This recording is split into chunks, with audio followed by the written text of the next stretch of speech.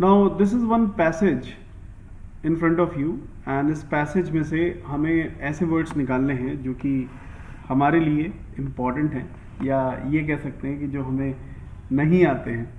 जैसे इसमें लिखा हुआ है फ्री ऑफ गिल्ट। तो सबसे पहला प्रश्न उठता है कि गिल्ट यहाँ पे कैसे यूज हो रहा है, as a noun, as an adjective. एक वर्ड आपने सुना है गिल्ट और एक वर्ड सुना है गिल्टी। तो गिल्ट और गिल्टी में क्या डिफरेंस है? यहां पे मैंने 3 कॉलम्स ले लिए हैं। First column is word, and second column is meaning, and third column is keyword. तो यहां पे आपका वर्ड है गिल्ट और एक वर्ड है गिल्टी। तो कभी कभी शब्दों में आप अगर ये रिलेशन निकालेंगे तो आपका पार्ट्स ऑफ स्पीच काफ़ी स्ट्रांग हो जाता है। So who will explain difference between guilt and guilty? और इसमें एक ये भी देख सकते हैं कि गिल्टिली होता है क्या? होता है। तो इस तरह से आप शब्दों में रिसर्च भी कर सकते हैं कि कौन कौन से शब्द किस वर्ड से बने हुए हैं। इसी के साथ आपको एक वर्ड और मिल रहा है, exonerate. Do you know its meaning? Exonerate verb के रूप में आ रहा है। तो ऑब्वियसली आपके माइंड में आ रहा होगा कि इसका नाउन क्या हो सकता है। तो इसका नाउन होता है एक्सोनरेशन, एंड वर्ब की थर्ड फॉर्म एडजेक्टिव बन जाती है। इस तरह से एक्सोनरेटेड क्या बन जाएगा? एडजेक्टिव। तो यहां पे जो दिया हुआ है फ्री ऑफ गिल्ट, तो गिल्ट क्या है यहां पे? गिल्ट यहां पे नाउन है, डेफिनेटली, बिल्कुल सही बताया। गिल्ट नाउन है और एज ए नाउन इसका मीनिंग क्या है? अपराध, राइट। एंड गिल्टी क्या है? एडजेक्टिव है, और एज एन एडजेक्टिव इसका मीनिंग क्या आ रहा है? अपराधी। एंड गिल्टली ये यहां पे एज एन एडवर्ब आ रहा है, जिसका मतलब है अपराध से, अपराध पूर्वक, राइट। सो ये 2 वर्ड आपको ऑलरेडी नोन है, इसमें कोई कीवर्ड की जरूरत नहीं है, ठीक है। जस्ट इसमें डिस्कशन इसलिए किया क्योंकि ग्रामर इस तरह से आप कनेक्ट कर सकते हैं। अच्छा होगा कि अगर आप कुछ सेंटेंसेस बनाएं जिसमें आपको डिफरेंस भी पता चले। तो क्या कोई ऐसा सेंटेंस बना सकते हैं जिसमें गिल्ट एज ए नाउन आए, गिल्टी एज एन एडजेक्टिव आए, और गिल्टिली एज एन एडवर्ब आए?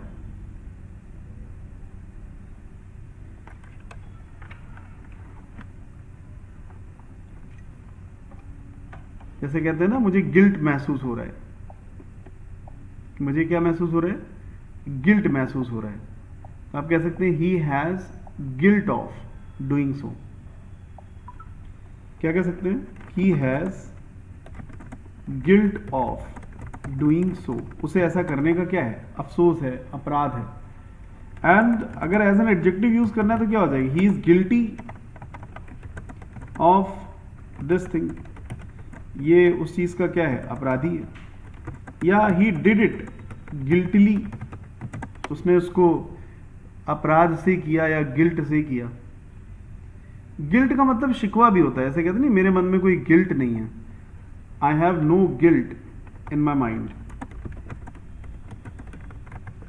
आई have no guilt in my mind. और ऐसे I am not guilty, I am not guilty in it at all. मैं इस चीज में बिल्कुल भी गिल्टी नहीं हूं। So parts of speech becomes very interesting जब आप उसे यूज में ले आते हैं, ठीक है। अच्छा, गिले शिकवे की इंग्लिश एक और होती है जिसको हम लोग कहते हैं grudges. Are you updated with this word? Grudges यहां पे नाउन के रूप में आ रहा है, और एज अ नाउन इसका मीनिंग है शिकवा, या हम कह सकते हैं गिला, ठीक है। ग्रजेस, तो ग्रजेस को हम लोग गरज से रिलेट कर सकते हैं कि ऐसा वो कह रहा था कि किसी के ऊपर वो गरज पड़ेगा, लेकिन जो गरजते हैं वो बरसते नहीं। एक्सोनरेट का मतलब क्या है? ये इंपॉर्टेंट वर्ड है। Yes, to free someone of charges. Yes, you are right, to free someone of charges. इसको हम लोग कहते हैं अपराध मुक्त करना। और इसको लर्न करने का बेस्ट तरीका है एक्स ऑनर, मतलब अपने एक्स फ्रेंड को, अपनी एक्स को किसके साथ विदा करना, ऑनर के साथ विदा करना। जा सिमरन तो जी ले अपनी जिंदगी। एक्स को कैसे विदा करना, ऑनर के साथ। देखिए ये जो कीवर्ड है ना, ये वर्ड के लर्निंग को बहुत आसान बना देता है। तो जब भी आप इसे पढ़ेंगे एक्सॉनरेट, तो आपको याद आएगा एक्स प्लस ऑनर, और आपको इसका मीनिंग याद आ जाएगा। Can we have a sentence please? या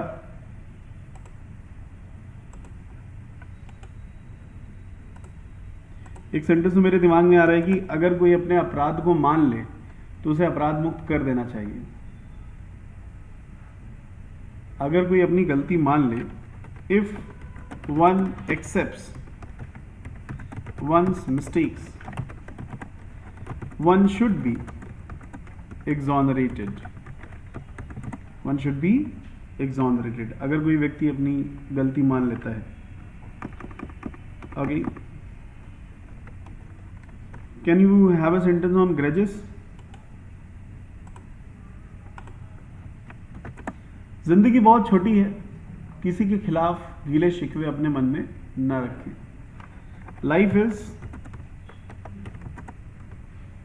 so short, so do not keep grudges against anyone. Right? So free of guilt, मतलब अपराध से मुक्त, on the exoneration of former Delhi University professor G.N. Sai Baba and 5 others. You understand former? पूर्व। Sai Baba's acquittal underscores that there can be no guilt by mere association. Now, what is the meaning of acquit? Yes. अब आप देख सकते हैं कि acquit और acquittal में क्या रिलेशन है। Can you tell? There is a word acquit and there is a word acquittal. And इसी का opposite होता है convict.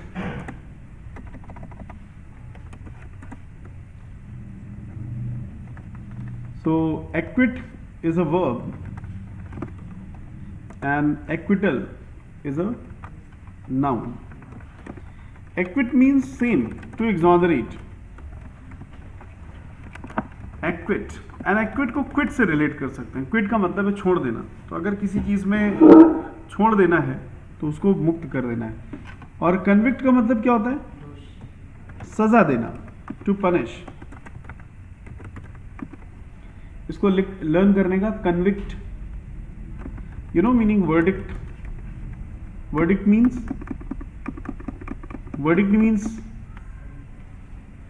नहीं पता, जजमेंट। तो जो जजमेंट आया उसमें उसको कन्विक्ट किया गया है। Okay, underscores that there can be no guilt by mere. यहां पे मेयर का मतलब क्या है? MERE, mayor, MERE। एक्चुअली आप लोग जानते हैं MAYOR मेयर का मतलब अलग होता है, और MERE this means is different. And MARE mayor, that is घोड़ी, राइट? MARE घोड़ी कह सकते हैं, गधी कह सकते हैं। तो ये जो पेयर्ड वर्ड्स वाले वर्ड है ना, ये अच्छे से लर्न करने चाहिए। जैसे ये मेयर है और ये मेयर है और ये मियर है, थोड़ा थोड़ा अंतर है। इसको बोलेंगे मियर, तो ये मेयर तो नाउन है, इसको क्या कहेंगे मेयर को? हाँ, वही जो इलेक्शन वाला यूज होता है, हिंदी में क्या कहते हैं? महापौर कहते हैं, है ना? तो ये हो गया महापौर। और ये मेयर, ये भी नाउन है, इसका मतलब क्या हो गया? घोड़ी या शी हॉर्स। और ये mere, merely by this thing, इस मेयर का मतलब क्या होता है? थोड़े से ही, ठीक है, जैसे हाँ बहुत ही छोटा, स्मॉल। जैसे आपने कहा कि इतने से इसे अपराध नहीं कहा जा सकता, mere this thing cannot be proven as punishment, केवल ये एज एन एडजेक्टिव यूज हो रहा है, ओनली। ठीक है, so let's proceed with this passage and let's find out some more words which are important for us. The exoneration of former Delhi University professor G.N. Sai Baba, is it visible? And 5 others of the charge of having Maoist links exposes the practice of invoking stringent. Now, what is the meaning of stringent? Yes, you're right.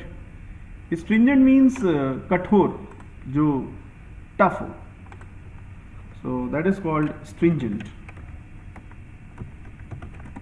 सख्त, strict.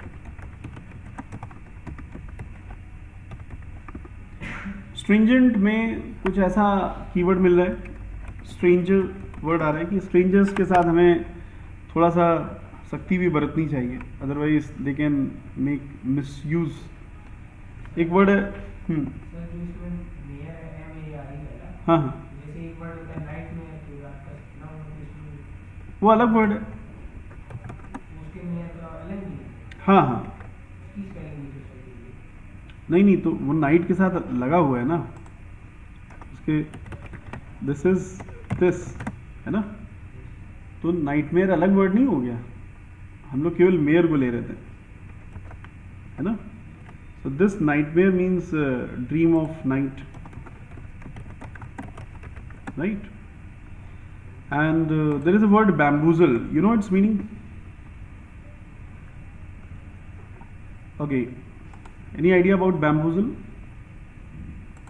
Okay, bamboozle पे अगर एक sentence दे दिया जाए तो शायद आप लोग इसे गेस कर लेंगे, और आपका सेंटेंस है they bamboozled that fellow with their wicked intentions, and also with a piece of bamboo.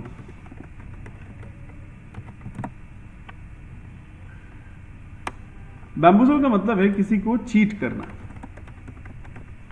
धोखा देना। एंड इसको लर्न करने का बेस्ट तरीका है बम्बू की लकड़ी और जल, बम्बू की लकड़ी प्लस जल। बम्बू की लकड़ी घुमाया, उसके ऊपर जल मारा, बेहोश कर दिया, और उसके साथ क्या कर दिया? छल कर दिया। कोई भी तरीके से आप इसे लर्न कर सकते हैं। बैम्बूजल मीन्स टू चीट। अब मैंने ये वर्ड इसलिए लिया क्योंकि स्ट्रेंजर्स के साथ हमें स्ट्रिंजेंट रहना चाहिए, क्योंकि strangers might bamboozle us. We should be stringent with strangers because they might bamboozle us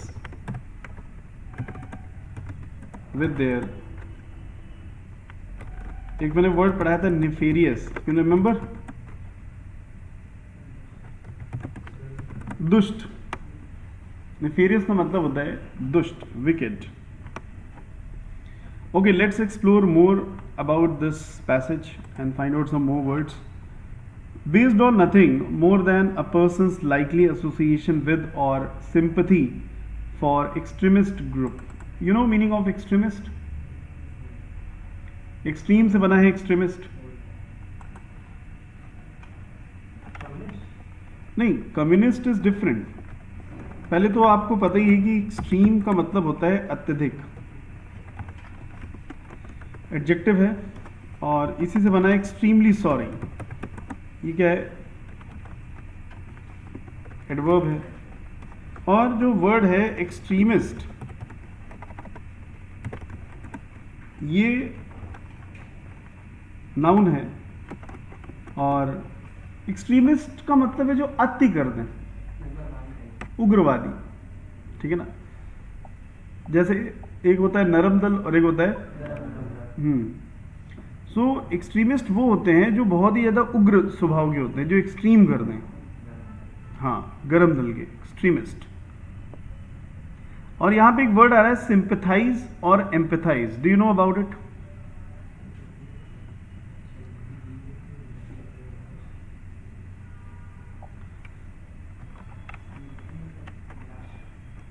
extremist means उग्रवादी, पीपल ऑफ अग्रेशन, जिनके अंदर, जिनके दिल में क्या है? आग है।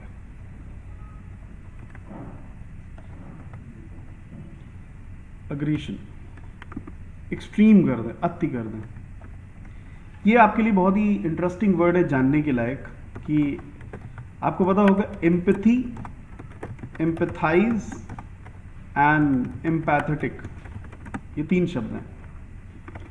इसी तरह से बने हैं words sympathy, sympathise and sympathetic. तो सबसे पहले बताइए, एम्पैथी ग्रामर में क्या है? एम्पैथी ग्रामर में नाउन है। एम्पैथाइज ग्रामर में क्या है? वर्ब है। और एम्पैथेटिक क्या है? एडजेक्टिव है। इसी तरीके से sympathy noun and sympathise verb and sympathetic क्या है? एडजेक्टिव। देखिए, ये पहचाना आपके लिए क्यों इंपॉर्टेंट है? इससे ग्रामर क्या हो रही है? कनेक्ट हो रही है। यू कैन नेवर से कि मैं ग्रामर बहुत दिन से पढ़ा नहीं हूं, because every day you see noun, verb, adjective, adverb, and this is how you use them correctly, right? So anyone who knows the difference? Sympathy का मतलब है compassion, दया, जैसे आप कहते हैं सहानुभूति, ठीक है। और empathy का मतलब है keeping oneself in others place and showing compassion। कभी कभी आप किसी की स्थिति को देख करके बहुत ही ज्यादा इमोशनल हो जाते हैं, emotionally showing sympathy, that is called empathy। और कभी कभी ओनली showing empathy, केवल आप सिंपैथी दिखाते हैं लेकिन आप इमोशनल नहीं होते। तो ये डिफरेंस है। तो आज के टाइम में हमें कैसा होना चाहिए? एम्पैथेटिक होना चाहिए कि सिंपैथेटिक? इस पर एक अच्छा सा डिस्कशन हो सकता है, क्योंकि some people find empathy as their strength. Okay, their acquittal by the Bombay High Court is notable. देखिए, नोट से बना है नोटेबल। नोट यहाँ पे वर्ब के रूप में आ रहा है। Let's note this point, and this point is notable for giving full meaning to the procedural safeguards. Safeguards, you understand? Protection that countervail. Now note it down. Countervail। और एक मैंने वर्ड कल ही बताया था, counterfeit। हाँ, यहां पे वर्ड आ रहा है VAIL, countervail।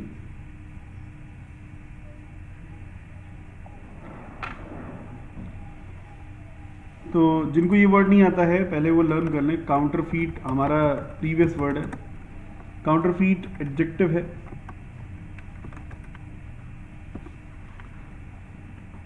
Counterfeit means spurious, जैसे हिंदी में कहते हैं नकली, और इसको हमने याद किया था काउंटर शब्द से। And this word is countervail. Countervail यहां पे एज ए वर्ब आ रहा है और इसका मीनिंग है टू कॉम्पीट, मतलब प्रतिस्पर्धा करना,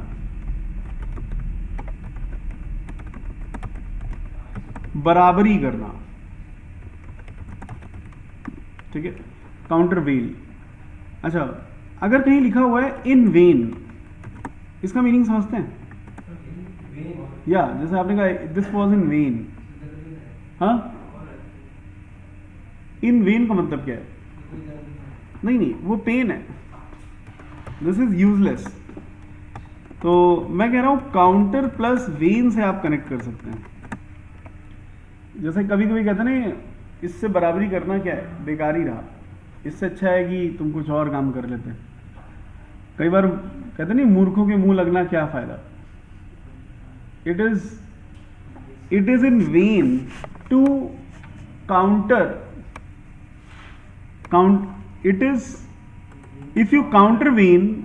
बहुत ही अच्छा सेंटेंस में दे रहा हूं, इसमें कई वर्ड्स आपके रिकॉल हो जाएंगे, ठीक है। इफ यू countervail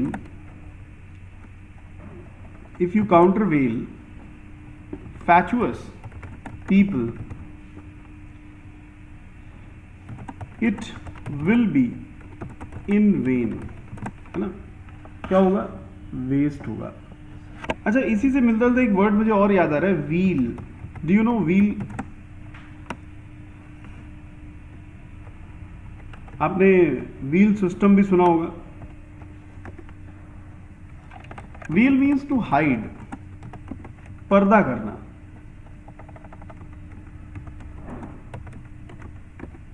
व्हील, घूंघट करना। तो ये साइंस में, ये हिस्ट्री में आपने पढ़ा होगा, व्हील सिस्टम, ठीक है, पर्दा प्रथा जिसे हिंदी में कहते हैं। इसी से मिलता जुलता एक वर्ड और है, surreptitious. You remember? Surreptitious adjective है, सररेप्टिशियसली एडवर्ब है, एंड सररेप्टिशियसनेस नाउन है। No idea?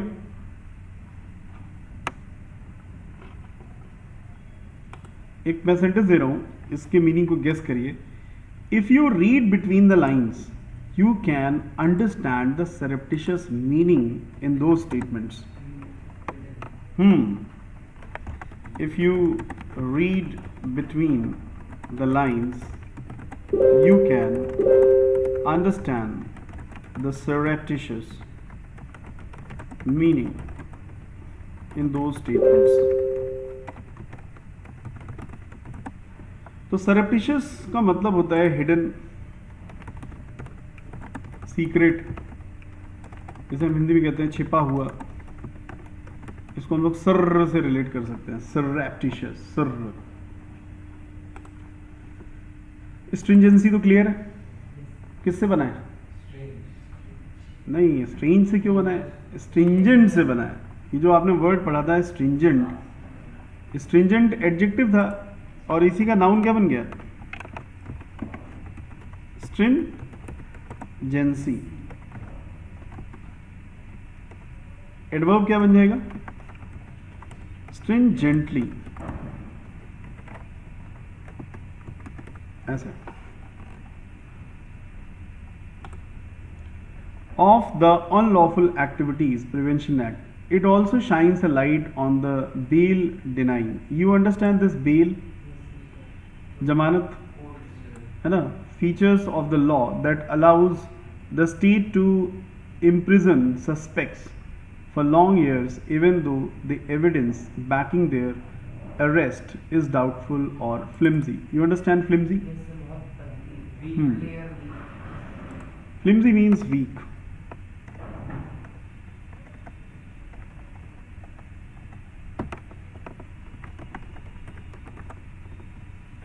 Flimsy is an adjective, kamzor,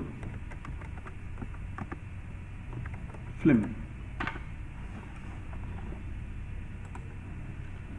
In this particular case, 5 of the accused were arrested in 2013 and continued to be incarcerated. Now, note it down. By the way, incarnation word आपको पता होगा? नहीं, वो तो assassination होता है, वो carnage है। नहीं नहीं, उसको भी लिख लेते हैं क्योंकि वो वर्ड हमें याद दिला देगा। एक वर्ड हो गया कार्नेज। देखो जितने भी वर्ड किसी भी वर्ड से याद आया करे ना, उनको लिखा ज़रूर करो। असैसिनेशन अगर आपको याद आ रहा है, और एक वर्ड मैंने बोला इनकार्नेशन, इन सारे वर्ड्स को लिख लो। और ये वर्ड है इनकारसरेशन, इनकारसरेट से बना है, इनकारसरेट ये वर्ब है, और इसी का नाउन है इनकारसरेशन। एन एडजेक्टिव है इनकारसरेटेड। इस तरीके से। सिंस देन, तो इन वर्ड्स को हम लोग डिस्कस कर लेते हैं। देखिए कार्नेज नाउन है, और कार्नेज का मतलब होता है नरसंहार, किलिंग ऑफ मेनी पीपल, नरसंहार। और कार प्लस यंग एज से रिलेट कर सकते हैं कि कई लोग यंग एज में कार बहुत तेज चलाते हैं, कई बार कार्नेज हो जाता है। एंड असैसिनेशन का मतलब है हाँ, murder of a political leader. Assassination को हम लोग सीनेट से रिलेट कर सकते हैं। सीनेट की सीट्स के चक्कर में उस गधे ने उसका असैसिनेशन कर दिया। और इनकारनेशन का मतलब है क्या? अवतार। जैसे he is the incarnation, this is the incarnation of lord Ram. And incarcerate का मतलब क्या है? इनकारसरेट का मतलब है किसी को सीज करना, जब्त करना, टू सीज समवन या टू कॉन्फिस्केट, जब्त करना। इनकारसरेट।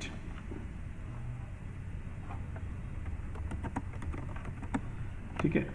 इनकार सिगरेट, अगर आपको पता है कि कई जगहों पर सिगरेट पीना क्या है, अलाउड नहीं है ना, तो अगर पाया जाएगा तो क्या कर लिया जाएगा? जब्त कर लिया जाएगा, कॉन्फिस्केट कर लिया जाएगा। And one of them died during the pendency of the appeal. Mr. Sai Baba was arrested in 2014. The trial court had convicted the 6 of them and sentenced 5 of them to life and awarded a 10-year term to the other. The case will also be remembered of a dubious reason. You understand dubious? Yeah. Dubious means doubtful, और इसको हम लोग relate कर सकते हैं डबिया के अंदर क्या है। डबियस। अब ये तो तभी पता चलेगा कि डबिया खुलेगी। एक वर्ड और होता है सर्कमस्पेक्ट। वैसे तो वो केयरफुल होता है, डाउटफुल नहीं होता है। वेग कह सकते हैं, जो चीज़ वेग में हो, है ना। डबियस को हम लोग रिलेट कर सकते हैं डबिया से। हाँ, इन डिलेमा।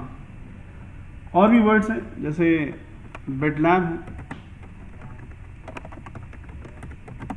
और एक वर्ड है एम्बीवैलेंस।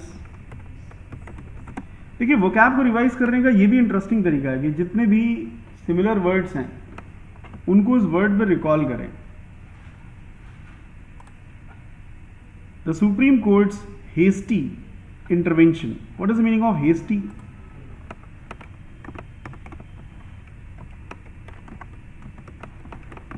And intervention.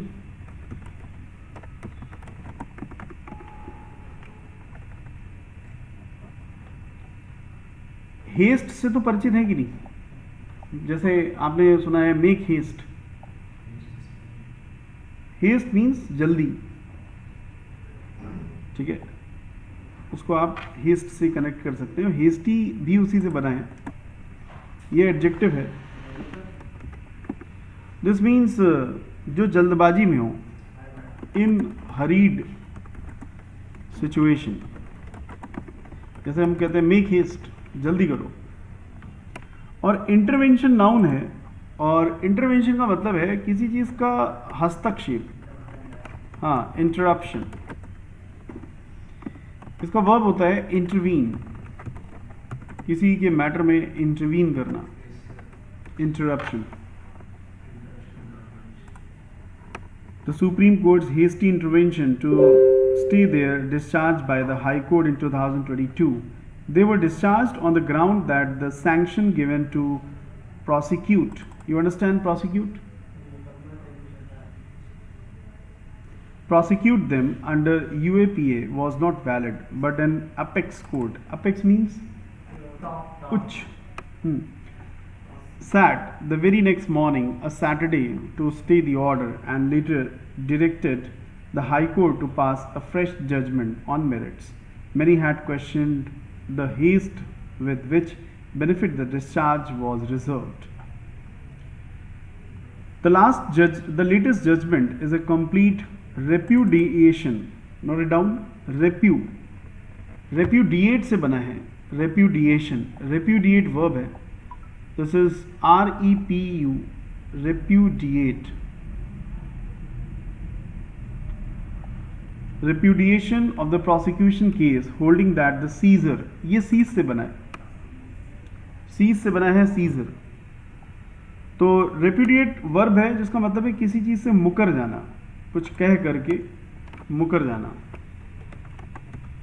Repudiate is a verb। To मुकर जाने को इंग्लिश में क्या कहेंगे? टू विड्रॉ वन सेल्फ, अपने आप को विड्रॉ कर लेना।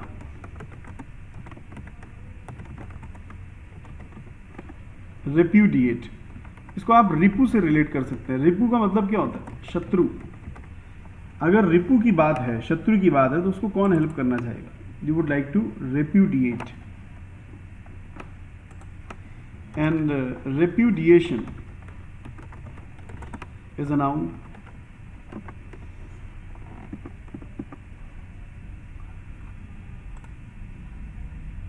Caesar, seize से बना है।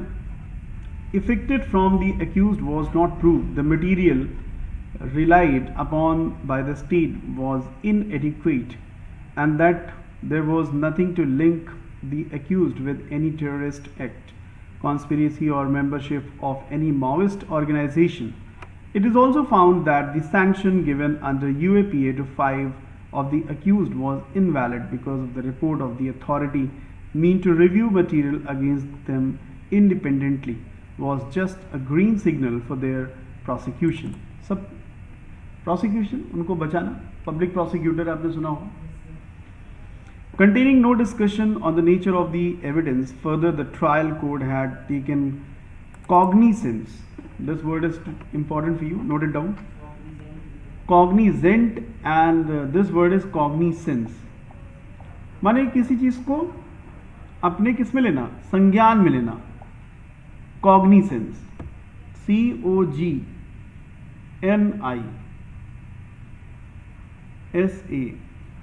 cognizance, SANCE। किसी चीज को, किसी चीज से अवेयर होना, कॉग्निसेंस। जैसे आप कहते हैं कि it was not in my cognisance, it was not in my cognisance मतलब I was unaware of it. यहाँ पे Z आ रहा है, यहाँ पे S आ रहा है, तो ये ब्रिटिश और अमेरिकन वाली दिक्कत है। Cognisance, bringing, to bring something in conscious level, to bring something in consciousness or awareness, cognizance।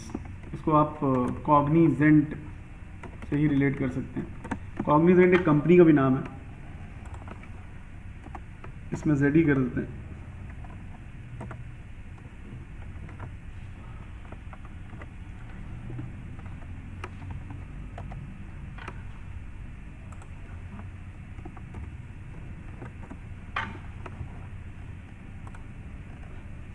of the charge sheet against Mr. Sai Baba even before the sanction, which came later, had been received. In its discussion on the use of UAPA against the accused, the court has again emphasized, you understand? Zor dena. That the more stringent a law is, the greater will be the need to adhere. Adhere means? Adhere means किसी चीज़ को follow करना. जैसे आपने कहा कि I will adhere to all the rules and regulations of this institute. हाँ, adhere. Adherent इसी से बना हुआ है. Adhere is a verb. अच्छा, adhere के बाद हमेशा to आता है, ये भी ध्यान रखिए. Adherent is an adjective. To follow.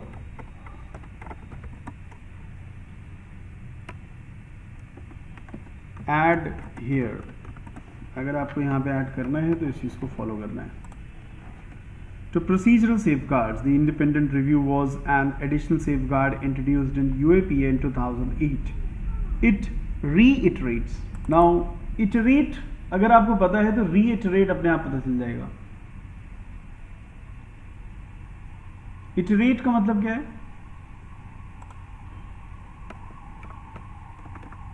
Iterate से ही बना है iteration. Iterate है, iteration है. हाँ, एक एक करके मूव करना. जैसे आपके पास कोई लड़ी है तो आप उसको इटरेट कर रहे हैं. जैसे वन बाय वन आप उसको क्या कर रहे हैं? इटरेट कर रहे हैं. Means to move on by counting one by one. ठीक है, to move on by counting each thing. Iterate, iteration. The principle that mere possession. अच्छा, ये possession किससे बना है? Possess. Possess माने किसी चीज को रखना, और possession माने उस चीज का noun है.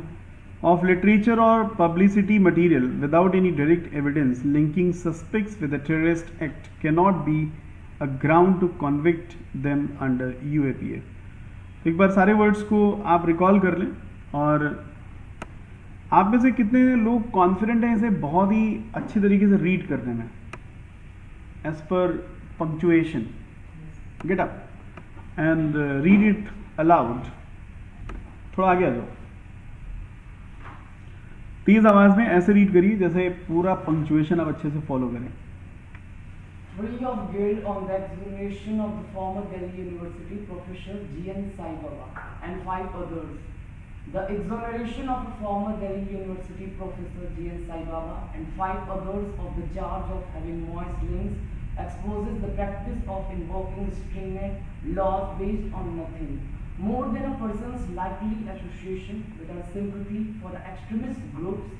The equator by the Bombay High Court is notable for giving full meaning to the procedural safeguards that countervail the stringency of the Unlawful Activities Prevention Act. एक मिनट, दो तीन ऑब्जर्वेशन है. एक तो सा और शाह का क्लियरिटी नहीं आ रहा है, इसे ऑब्जर्वेशन. दूसरा, वर्ड्स को स्ट्रेस बहुत कर रहे हो, इतना स्ट्रेस नहीं करना है. तीसरा, जब सेंटेंस का फुल स्टॉप जैसी अप्रोच हो रहा हो ना, तो रेट ऑफ स्पीच को थोड़ा सा क्या करना है? स्लो करना है. So now you come. 3 changes आपको करने हैं. पहला, वर्ड्स को बाइट मत करिए. दूसरा, जहां जैसे ही आप सेंटेंस के लास्ट में आते जा रहे हैं, जो वॉइस का टेम्पो है, इसे कहते हैं वॉइस मॉड्यूलेशन, उसको थोड़ा सा डाउन करना है. हाँ, यहाँ से स्टार्ट करिए, हेडिंग से. तो Free of guilt on the exoneration of former Delhi University professor G.N. Sai Baba and 5 others. Sai Baba's accused understands that there can be no guilt by mere association. The exoneration of former Delhi University professor G.N. Sai Baba and 5 others of the charge of having various links exposes the practice of invoking stringent laws based on nothing more than a person's likely association with or sympathy for extremist groups. Their acquittal by the Bombay High Court is notable for giving full meaning to the procedural safeguards that counter with the stringency of the Unlawful Activities Prevention Act. It also shines a light on the bail-denying feature of the law that allows the state to imprison suspects for long years even though the evidence backing their arrest is doubtful or flimsy. In this particular case, 5 of the accused were arrested in the 2013 and continue to be incarcerated since then, and one of them died during the pendency of the appeal. Mr. Sai Baba was arrested in 2014. The trial court had convicted the 6 of them and sentenced 5 of them to life and awarded a 10-year to the other. The case will also be remembered for a dubious reason: the Supreme Court's hasty intervention to stay their discharge by the High Court in 2020. They were discharged on the ground that the sanction given to prosecute them under UAPA was not valid. But an apex court bench said the very next morning, a Saturday, to stay the order and later directed the High Court to pass a fresh judgment on merits. Many had questioned the haste with which the benefits of discharge was reversed. थोड़ा read of speech को और मतलब manage करेंगे, बाकी आपने वो बहुत अच्छे से फॉलो किया है, पंक्चुएशन, ठीक है, गुड वन। थोड़ा कुछ इस तरह से पढ़ने की कोशिश करेंगे जैसे एक एक पंक्चुएशन मार्क को क्लियरली प्रोनाउंस करेंगे। Free of guilt on the exoneration of former Delhi university professor GN Sai Baba and 5 others. Sai Baba's acquittal underscores that there can be no guilt by mere association. The exoneration of former Delhi University Professor GN Sai Baba and 5 others of the charge of having Maoist links exposes the practice of invoking stringent laws based on nothing more than a person's likely association with or sympathy for extremist group. Their acquittal by the Bombay High Court is notable for giving full meaning to the procedural safeguards that countervail the stringency of the Unlawful Activities Prevention Act. मतलब जितना भी आपको flow देना है वो sentence के बीच में देना है, और जैसे ही आप सेंटेंस के लास्ट में आएंगे फ्लो को क्या करेंगे हम लोग थोड़ा सा डाउन करेंगे। तो न्यूज़पेपर रीडिंग कंटिन्यू रखिए बिकॉज यू कैन सी इतने सारे वर्ड्स आपको हाईलाइट हो गए हैं। This is the advantage of reading newspaper, right? And newspaper reading से आपका रीडिंग सेशन भी कनेक्ट हो रहा है, ग्रामर भी कनेक्ट हो रहा है, वोकैबलरी भी कनेक्ट हो रहा है। तो ओवरऑल हॉलिस्टिक डेवलपमेंट के लिए ये सेशन कितना ज़रूरी है, ठीक है? Okay then let's wind up this, keep it up.